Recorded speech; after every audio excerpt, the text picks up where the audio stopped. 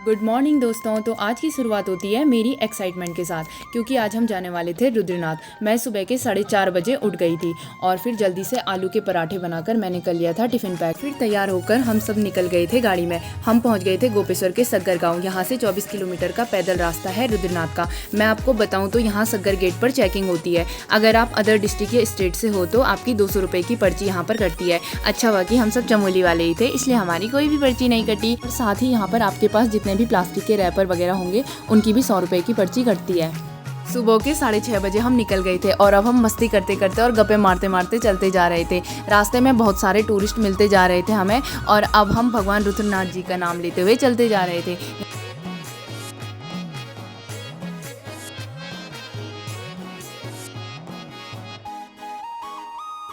कम से कम 4 किलोमीटर चलने के बाद हम पहुंच गए पुंग बुग्याल। यहाँ पर छोटी छोटी दुकानें भी थी और फिर हम यहाँ से आगे निकल गए।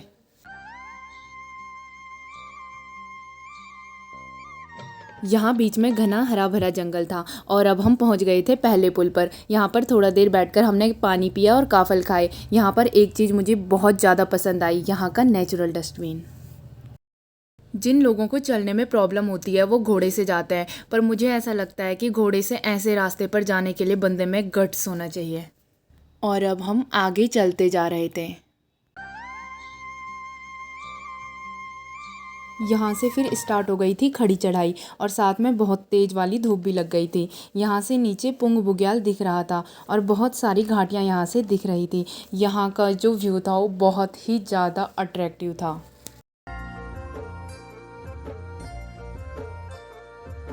अब हमारी स्पीड थोड़ा स्लो हो गई थी, फिर भी हम साथ में चलते जा रहे थे। ऊपर जाते टाइम सबसे ज़्यादा जोश रेशमी में दिख रहा था। रेशमी के सामने हम कछुए वाली चाल से चल रहे थे। फिर हमें अंकल जी मिले। आपको तो एक्सपीरियंस हो गया होगा ना चलने का।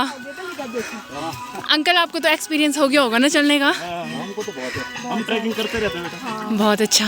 बद्रेश्वर, केदारनाथ। हाँ, आप हो कहाँ से? हमारे एक भिंगरान भाई साहब तरफ है। अच्छा, मतलब आप भी लोकल वाले हो ना।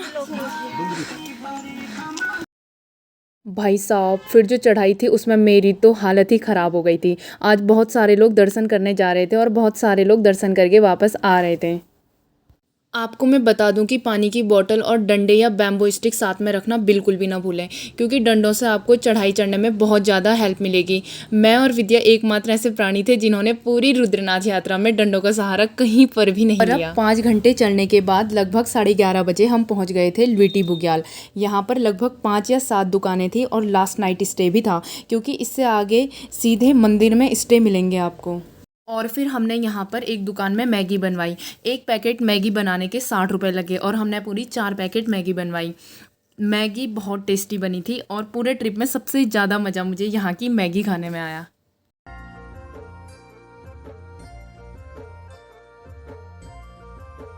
कुछ देर ल्विटी बुग्याल में रुकने के बाद फिर हम निकल गए थे पनार के लिए। यहाँ से मौसम बदल गया था और बहुत ठंड लग रही थी, इसलिए अब हमने पहन लिए थे गर्म कपड़े। बीच बीच में हम रुकते हुए चल रहे थे। उसके बाद जहाँ जहाँ पर लोगों ने अपने पितरों को रखा था, मैं भी वहाँ पर हाथ जोड़कर अपने पितरों के लिए पत्थर रखते जा रही थी।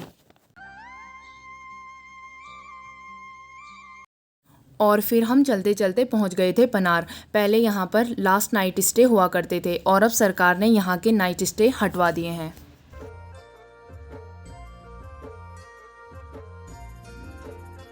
यहाँ पर आके मुझे बहुत ही अच्छा महसूस हुआ। ऐसा लगा जैसे हम साक्षात स्वर्ग में आ गए हों। यहाँ का जो व्यू था वो बहुत ही ज़्यादा अट्रैक्टिव था और बहुत ही ज़्यादा सुंदर था। और फिर यहाँ पर फिर से चेकिंग हो रही थी। सबको अपना आधार कार्ड दिखाना होता है यहाँ पर, इसलिए आप अपना आधार कार्ड भी साथ में ज़रूर लाएं।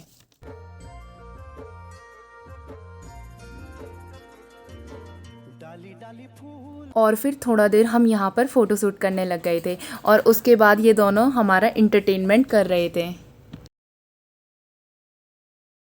और अब 1:30 बजे के लगभग हम पनार से आगे निकल गए थे और यहाँ पर फिर से मैंने अपने पितरों के लिए पत्थर रखे और अब हम बातें करते करते आगे चलते जा रहे थे। तो विद्या और रेशमी, मैं आप दोनों से पूछना चाहूँगी कि आप दोनों को कैसा लग रहा है यहाँ पर आकर? बहुत अच्छा, स्वर्ग ऐसे लग रहा है, स्वर्ग में पहुंच गए हम। बहुत ज़्यादा अच्छा, सारी थकान विद्या कह रही थी कि उसको ऐसा लग रहा है जैसे वो स्वर्ग में आ गई है। और अब यहाँ से आगे मौसम ख़राब हो गया था, इसलिए हम सभी ने अपने रेनकोट पहन लिए थे और अब बहुत तेज़ बारिश के साथ साथ बहुत ज़्यादा ठंड भी लग रही थी। अगर आप लोग भी कभी रुद्रनाथ आओगे तो रेनकोट लाना यहाँ पर कंपलसरी होता है और साथ में गर्म कपड़े भी। और अब हम तेज़ बारिश और ठंड में भी चलते जा रहे थे। हमें रास्ता इतना लंबा लग रहा था, जितना हम चलते जा रहे थे रास्ता ख़त्म ही नहीं हो रहा था। बीच बीच में हमें वापसी वाले टूरिस्ट भी मिल रहे थे, उनसे हम रास्ते की दूरी पूछ रहे थे तो सब हमें डिमोटिवेट कर रहे थे। सब यही बोल रहे थे कि आप लोग रात के 9 या 10 बजे तक मंदिर पहुँचोगे। इनकी बातें सुनकर हम घबरा गए थे, फिर भी हमने हिम्मत नहीं हारी और अब हम बारिश में भी रुके नहीं, चलते जा रहे थे। और अब हम पहुंच गए थे पितृधार। यहाँ से नीचे की ओर सामने अनसुया मंदिर दिखता है और यहाँ से बहुत दूर दूर की चोटियाँ भी दिखाई देती हैं।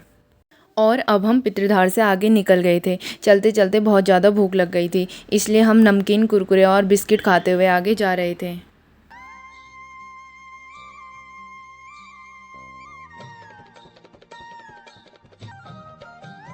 हमने बहुत सारे पहाड़ पार कर लिए थे। ऐसा लग रहा था कि एक पहाड़ से उतरते ही दूसरे पहाड़ पर हम चढ़ रहे थे और ऐसा करते करते कम से कम 10 से 15 पहाड़ हमने चढ़ लिए थे।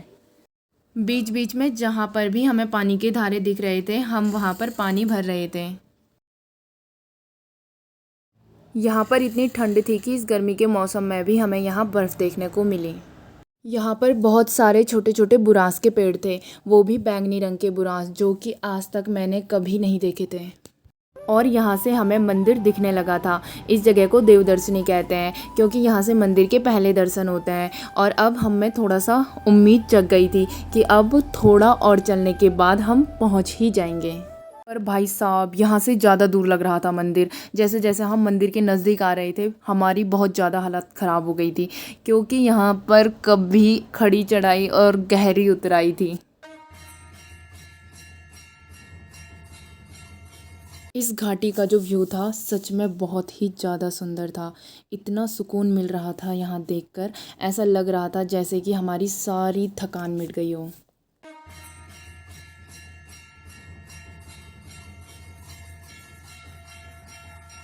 और अब हम बिना रुके हुए मंदिर की ओर जा रहे थे और फाइनली 24 किलोमीटर पैदल चलने के बाद और इतनी सारी कठिनाइयों के बाद हम 5 बजे के लगभग मंदिर पहुंच गए थे। और फिर हमने भगवान रुद्रनाथ जी के दर्शन किए और फिर हमने धर्मशाला में नाइट स्टे किया। तो इसी के साथ मेरा व्लॉग होता है ख़त्म। Please like, subscribe my YouTube channel. Thank you.